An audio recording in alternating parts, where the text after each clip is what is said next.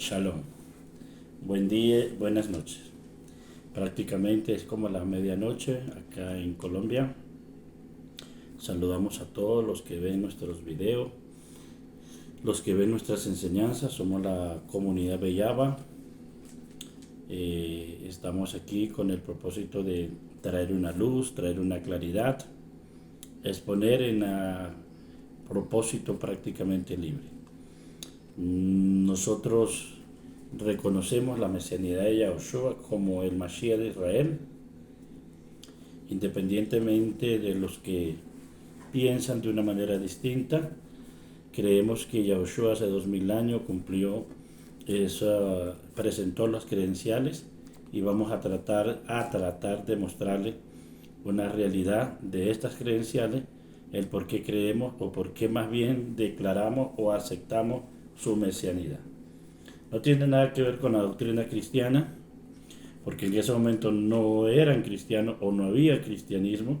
Creo yo que la problemática actualmente radica en que los hermanos mesiánicos, raíces hebreas, se identifican o tienen las mismas bases cristianas católicas y evangélicas y de las escuelas o las líneas del cristianismo, y no han renovado, no han cambiado su postura o su punto de vista.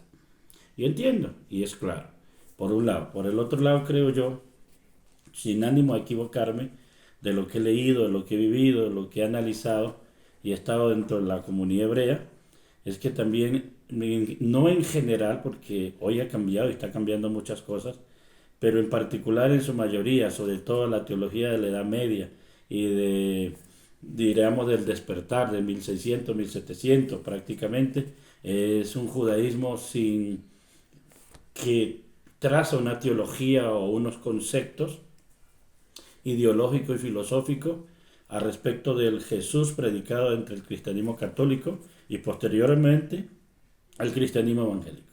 Quiere decir que basado en esas posturas o en esas prismas de esta nueva iglesia o esta nueva fe o esta nueva creyente, ellos basaron sus conceptos y más afirmaron sus ideas de que Yeshua no era el Mashiach, el que debería ser o como debería ser. Pero creo que siempre ha habido muchos, no puedo marcar cuántos, pero sí muchos judíos serios, correctos. No estoy diciendo que los otros no sean serios. Cuando me refiero a eso, hablo de este nivel, de este estudio, este conocimiento, que sí vieron, que aceptaron la dicotomía o lo anacrónico en ese caso es la postura cristiana al respecto. Y es por eso que muchos judíos se han mantenido al margen, pero otros se han venido acercando, algunos con tradiciones, otros sin tradiciones, porque ha habido muchos judíos en nuestros pueblos que de alguna manera han recibido y han recibido estos mensajes y han venido restaurando. Dicho eso, entonces voy a presentar el argumento. ¿Cuál es el argumento? En la cual los sabios de la Edad Media, prácticamente Barbanel, el mismo Rashi, Maimón y muchos de estos hombres, dentro de sus escritos, que es el alimento de alguna manera de muchos, de la mayoría del judaísmo, no en general, pero sí particular de las comunidades, presentan esos argumentos porque ellos, o estos judíos, o estos sabios, jajamín, pues era difícil, de que de esta manera era difícil de creer en un Dios hombre, de creer en un Dios y sobre todo un Jesús que los perseguía, y nunca fue Jesús, de las posturas cristianas, que los perseguía, que los mataba, que los humillaba, que los sacaba de todo lugar, más con una mentira que los judíos mataron a Jesús.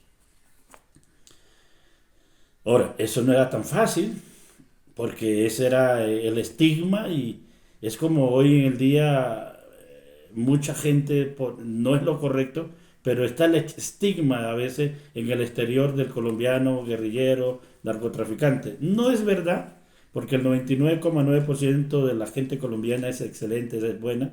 Es como un ejemplo, y pues no hay otro para tomarlo. Mi esposa y mis hijos son colombianos, aunque yo no lo soy, pero sé porque vivo aquí muchos años y la gente es muy, muy, muy amable, muy querida, muy buena, y me atrevo a decir que mejor que muchísima gente de Latinoamérica y de este planeta, pues que son gente guerrera, luchadora, y eso tiene el colombiano. En dicho, en otras palabras, los estigmas son reales, y uno ve cómo lo rechazan o cómo lo marginan en muchos lugares por unos conceptos equivocados. Lo mismo pasa con el pueblo judío, lo mismo.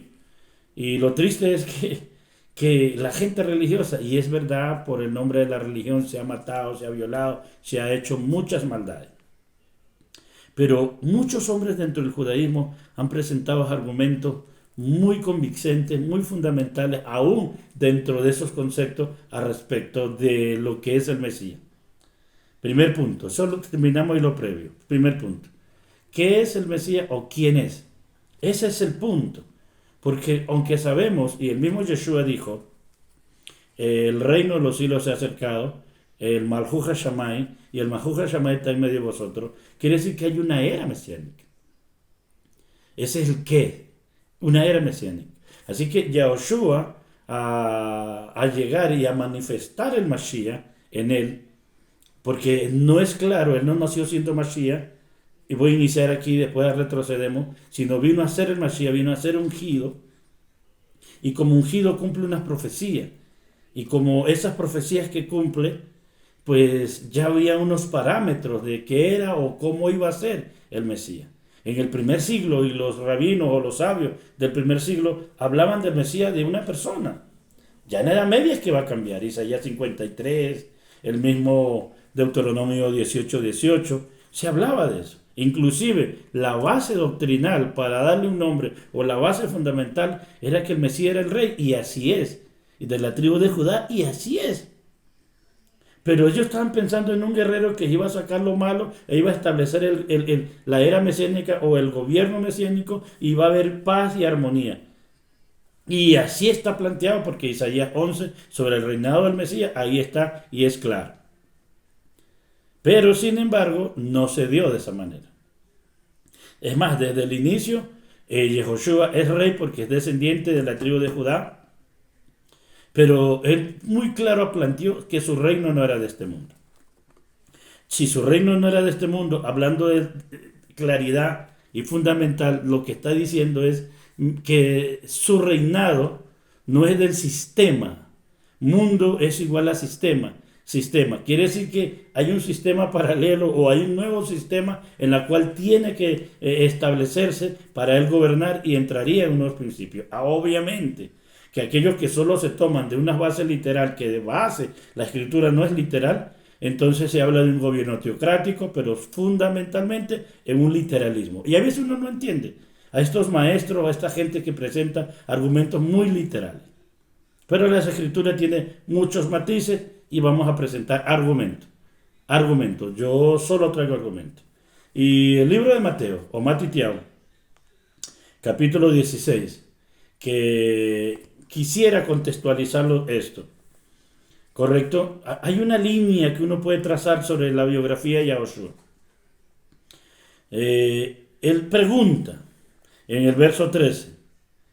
Dice, vino Yeshua a la región de Cesarea de Filipo, preguntó a sus talmidim diciendo, ¿qué dicen los hombres que es el Ben Adán? Él dijo los hombres. Toma el título que dice el libro de Daniel, que es donde más aparece el Ben Adán. ¿Qué es el Ben Adán? El Ben Adán es una figura y es un nombre para identificar al Mashiach. ¿Qué dicen los hombres? Obviamente que no se está refiriendo al mundo entero o a la generalidad, sino a los conocedores. ¿Qué dicen? A sus tiristas. ¿Qué dicen los hombres? Como si, ¿qué dicen sus contemporáneos? ¿Qué han leído? ¿Qué han aprendido? ¿Qué es el Ben Adán? Ya claro, el Ben Adán, el Hijo del Hombre. Respondieron los discípulos. Ellos dijeron, unos, Yohanan, Jamabil, paremos allí. Juan el Bautista. Juan el Bautista, cuando le preguntaron a él que si él era el Mesías, él respondió, no soy yo. O sea, me hace buena honra, sería honrado, pero no soy yo. Yo solamente soy la voz del que clama en el desierto. Vengo a a enderezar calzada y camino. Solamente soy un arquitecto que vengo a apoyar o vengo a organizar el Mashiach, el camino al Mashiach.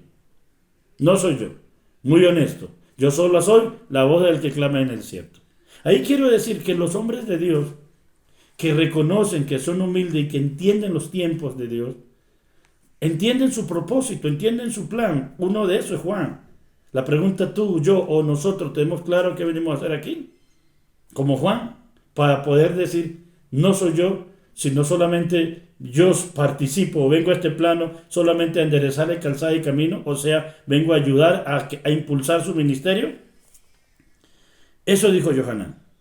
Otros dijeron Elías. Inclusive aún en las tradiciones judías de Pesaj, en las fundamentales del hasidismo o ortodoxismo del judaísmo, se tiene la silla para Elías, porque Elías anunciará la era mesiánica. ¿Ven? Porque sí está escrito en el libro de Malaquías y está escrito que Elías anunciará la era mesiánica. Entonces ellos respondieron, los que escucharon, los que habían leído, tú eres Elías. Otros dijeron Yermiyahu, tú eres Jeremías.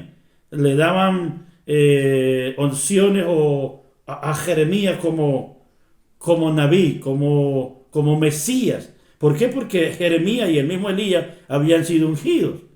O sea, eran Mashiach. Desde la perspectiva del concepto, eran Mashiach, eran ungidos como profeta. Otro le dijo, tú eres el profeta.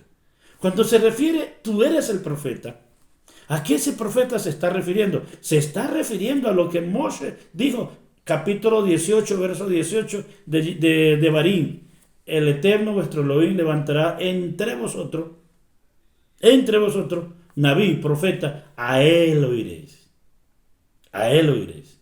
Quiere decir que en el primer siglo no estaba Rashi, no estaba Barbanel, no estaba Maimónides, y no estaba ninguno de estos, ni pensaban nacer en este plano. Pero ya se hablaba y ya se decía sobre este profeta. Uno de los problemas cristianos y mesiánicos y en general, para no herir susceptibilidades, es que se ha tomado una doctrina totalmente fuera del contexto hebreo. Y lo sabemos que pasó en el siglo I, II, III y IV, en donde se establece una doctrina separada de Israel, reemplazando a Israel, se crea unos conceptos diferentes a los principios. Y esa es la doctrina que los hermanos evangélicos o los hermanos cristianos la tomaron sin considerar, sin revisar, sin analizar, se tragaron eso.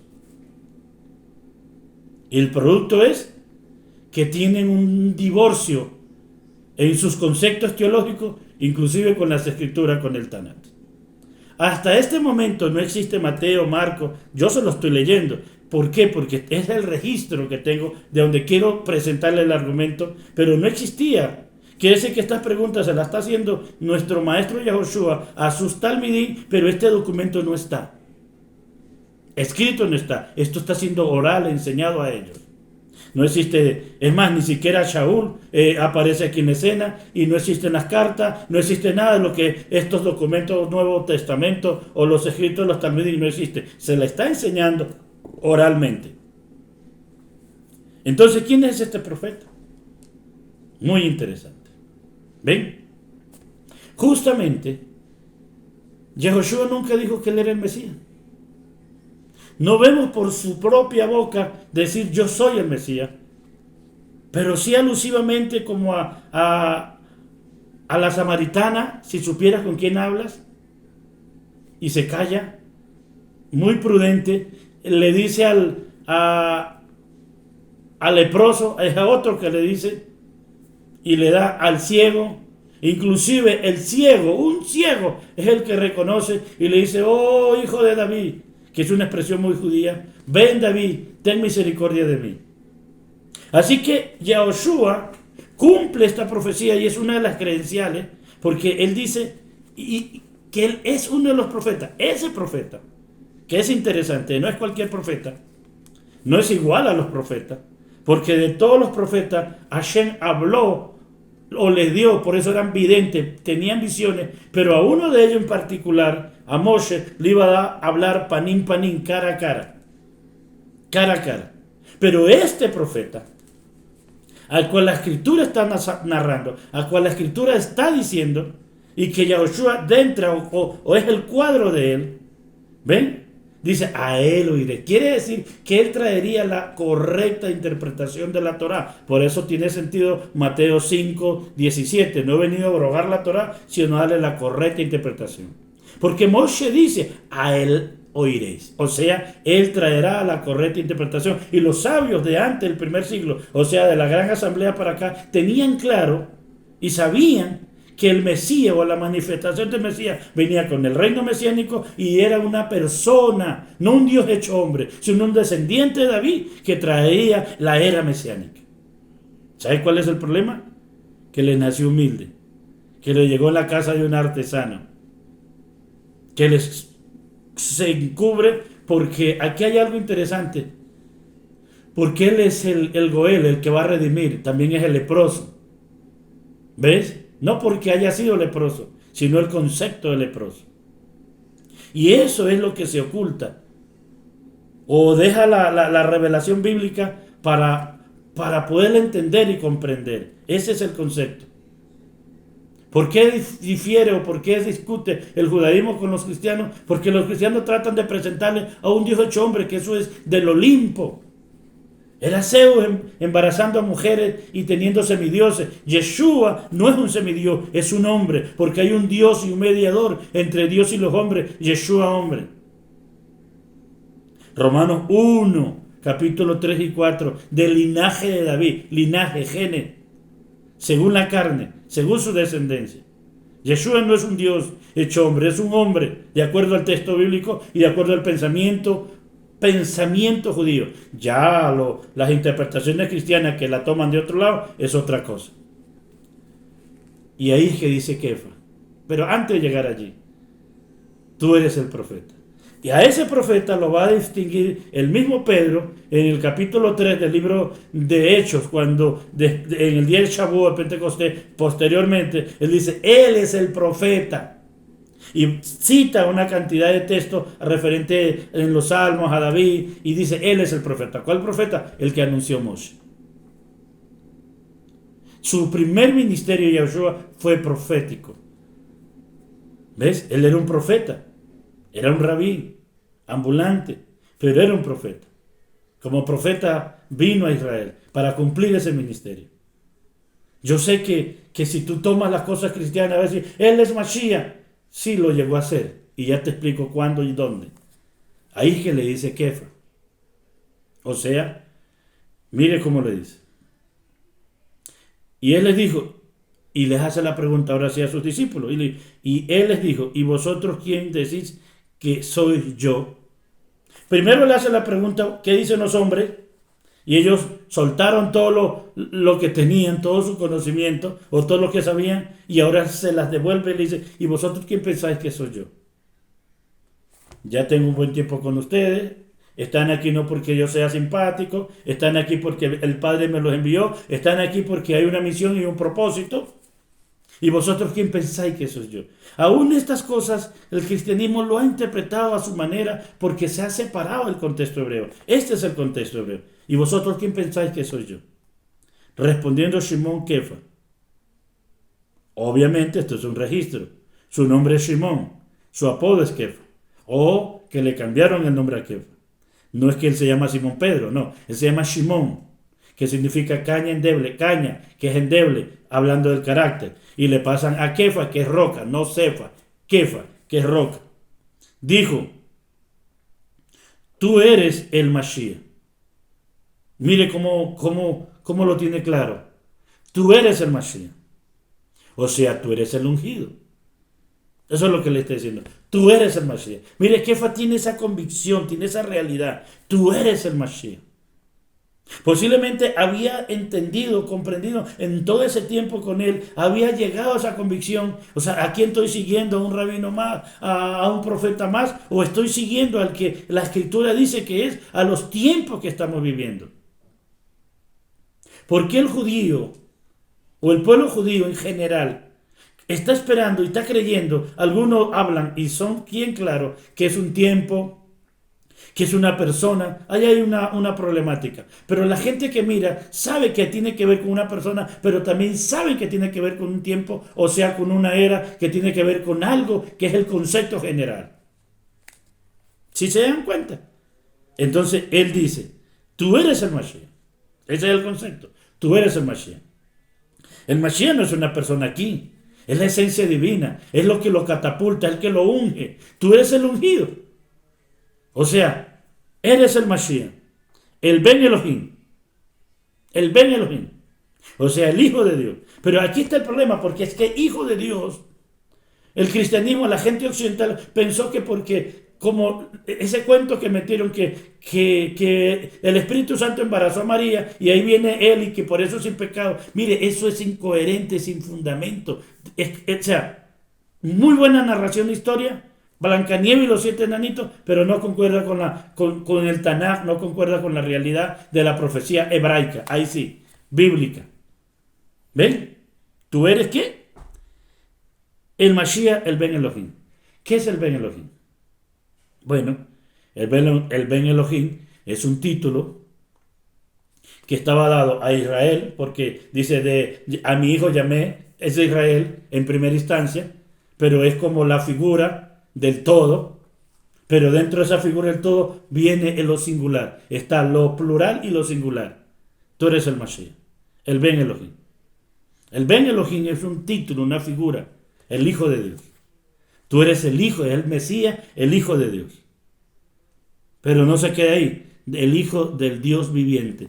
No porque sea engendrado. Hijo del Dios viviente es todo aquel que hace la voluntad del Padre, aquel que cumple el propósito del Padre, el que le lleva contentamiento al Padre. Padre no es nombre, pero es una figura de hablar del Abba. El Abba es la referencia de Hakadosh Baruj Hu, del Eterno, de aquel que es impersonal, sin color, sin sabor, no tiene un cuerpo, no tiene una figura, porque es un ser espiritual. Y ese ser espiritual que está como figura profética anuncia y dice, tú eres el Ben Elohim, el Hijo del Dios viviente. Hijo del Dios viviente. ¿A quién se le daba el título de Hijo del Dios viviente? En las Escrituras, a Moshe. A Moshe. Pero también lo tuvo Adán. Por eso Adán, el primer Adán Rishon. Pero aquí abro comillas.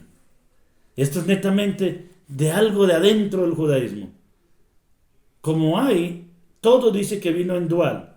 Si hay un Adán Rishon, hay un Adán Kadamón. O sea, el Adán Kadamón astral, en la cual dice que todas las almas estamos allí como los seres estamos acá en Adán, o sea, en partículas. Ese es el postrer Adán. El postrer Adán dice que espíritu vivificante, o sea, para hablar del Mashiach, que preexiste. Es que Yeshua no preexistía, lo que preexistía es Mashiach. Capítulo 2, verso 5, capítulo 5, verso 2 del libro de Miquea. Mire cómo lo dice. Que ha salido del principio, de la eternidad, el que ha salido y se ha manifestado en las personas que se manifestó o en las personas que posó, que eran profetas, reyes y sacerdotes, que eran los ungidos. En todos ellos hubo una manifestación, pero también hubo manifestación aún, inclusive de un hombre que ni siquiera era hebreo. Ciro, a Ciro le dice, tú eres mi ungido, o sea, eres mi Mashiach. Y es un rey pagano, pero que le sirve al Padre, al propósito. Quiere decir que el Padre ahí nos está dando una enseñanza. En este caso, mire, el Ben Elohim es el que hace su voluntad. Si tú haces la voluntad del bendito sea, si te sometes a Él y encarnas la palabra, llegas a ser un Ben Elohim. Inclusive Juan 1:11 dice, y a todos los que creen y reconocen su nombre, le da potestad, le da el poder de ser Ben Elohim, Hijo de Dios. El Ben Elohim es eso, el que hace la voluntad del Padre. Eso le responde Kefa. Y mire cómo responde Yahoshua. Entonces le respondió Yeshua, dichoso. ¿Ves? Eres Shimón, hijo de Jonás, Ben Yoná, porque no te lo reveló carne ni sangre, sino mi Padre que está en los Hashamayim, el Abba que está en los Hashamayim. O sea que esta convicción que llega a Kefa No fue natural, no fue producto de su intelecto, sino fue una revelación, como si el bendito sea, la rúa del bendito sea se lo soplara y le dije, eso no te lo reveló ni carne ni sangre. No lo aprendiste en una yeshiva, no lo aprendiste por un rabino X o Y Z, sino fue revelado por mi Padre que estás en los cielos. ¿Ven? Teniendo claro esto, ya vemos que hay una era mesiánica y hay una persona que se manifiesta. ¿Cuál es el punto aquí de la era? Porque sí inició la era mesiánica con él, pero no como se pensaba, Isaías 11. No por se pensaba porque hay unos tiempos y lo que se da, claro. Entonces los judíos dicen en general, no en particular, no en general, él no es el Mesías desde ese punto, porque cuando Isaías dice 11 que el reino mesiánico, pues dice que todos conocerán de la Torá y Israel será el centro de todo, Jerusalén será la capital de todo. Y en vez de eso hubo destrucción, en vez de eso fue guerra y motivo. Pero recuerden que el tema son los tiempos. Y de acuerdo a las profecías de las 70 semanas, no era posible, era la manifestación del Mesías príncipe, pero no la totalidad. Las profecías tienen cumplimientos parciales y ese es un cumplimiento parcial. Así que estamos llegando a la completación de la profecía. ¿Ven? Estamos viviendo tiempos proféticos. Y la mayoría de los hermanos judíos saben y entienden que posiblemente esto que está pasando allá no es cualquier guerra, no es cualquier cosa. Y inclusive hay sabios que han hablado de la construcción de Israel, de la edificación del pueblo, y que los hijos de Ismael se opondrían, pero hasta que termine sus méritos de los hijos de Ismael. Dice, el texto realmente traduce al español en Daniel que no pisarán la tierra santa hasta que no oyen, hasta que salgan. Y aquí por favor escúchenme en esto. Abro comillas. De Adán a Noa hay 10 generaciones. De Noa a Abraham hay 10 generaciones. Quiere decir que de Adán a Abraham hay 20 generaciones. Isaac viene siendo la generación 21. La generación 21. Esto nos deja ver que Isaac es la promesa. El hijo de la promesa. No es Ismael, es Isaac. Generación 21. Si yo traigo eso, quiere decir que en el siglo XXI algo pasaría. En el siglo XXI han pasado muchas cosas. El 20 inicia las guerras y el 21 se establece el gobierno de Israel. Y eso es señal que se le terminaba la supremacía o el gobierno de los hijos de Ismael, que son los árabes, en esa tierra, por los méritos que ellos tienen. Además, al final, quiero decirle que Israel y los árabes van a ser, ahorita están en una matanza, en una pelea, por las razones y los motivos. No son todos, pero los que están llenos de odio. Pero al final se unirán. ¿Y sabe por qué lo sabemos? Porque escrito está que a la muerte de Abraham estuvo Ismael e Isaac en Macpela. Al final se unirán. Estos son cumplimientos proféticos, pero trae dolor, tristeza, porque hay solo dos caminos. El camino de la justicia, que es el rigor, que es lo que está pasando, y el camino de la gesed, de la bondad, de la misericordia. Pues si el hombre no toma la bondad y la misericordia, pues le toca el rigor. Y parece que la humanidad, como va por las decisiones, por lo que tomamos, nos toca el rigor. Por eso vemos dolor, tristeza y pasamos por sufrimiento. Pero todo eso nos va a llevar a la paz, a la tranquilidad. Nos va a llevar al dominio, a la transformación. Dicho esto, quiere decir que la generación 21 tiene que ver con esto. Tiene que ver con estas profecías, tiene que ver con estos tiempos, porque es el siglo XXI. Ahora, subraya esto. 1948 se restablece el gobierno de Israel por una profecía. Nacerá una nación en un día. Después de la Segunda Guerra Mundial, el mundo queda en congoja, queda en deuda con Israel y se da esa profecía, se cumple. vuelven, pero ya judíos y hebreos ya estaban desde mucho tiempo. En 1800 algo viajó de Rusia, un pueblo grande. En 1800 algo hubo un hombre, Teodoro Herr, que creó el concepto sionista. Era un suizo, y ya hay un himno, ya hay un banco para Israel, y aún no se sabía. Sabios, rabinos que vivían en Israel anunciaban el Estado de Israel, y aún era ni siquiera la Primera Guerra Mundial. Habían vientos, conatos, y ya anunciaban. 1948 se establece la nación de Israel. Y dice que es una señal profética cuando la higuera, y son palabras del maestro Mateo 23, y diera su fruto. Y higuera es figura de Israel, y una generación está entre los 50 a los 70 años. Promedio. Marquemos los 70. Son 218. Quiere decir que a los 70 serían 218, 2018. Y dice que la generación más robusta tendría 10 años más, 80. Serían 228. Entre el 228 al 230 se está hablando de la Agenda 2030. Mire eso. Yo no estoy profetizando, solo estoy entendiendo y le estoy dando a conocer a ustedes. La Agenda 230 tiene que ver con el nuevo orden mundial. Hay gente que se meten en unas conspiraciones y vainas. Solamente lean, estudien, obvio, reciban la revelación del Espíritu. O con humildad, porque el Eterno dice que escondió estas cosas de los sabios y el entendido.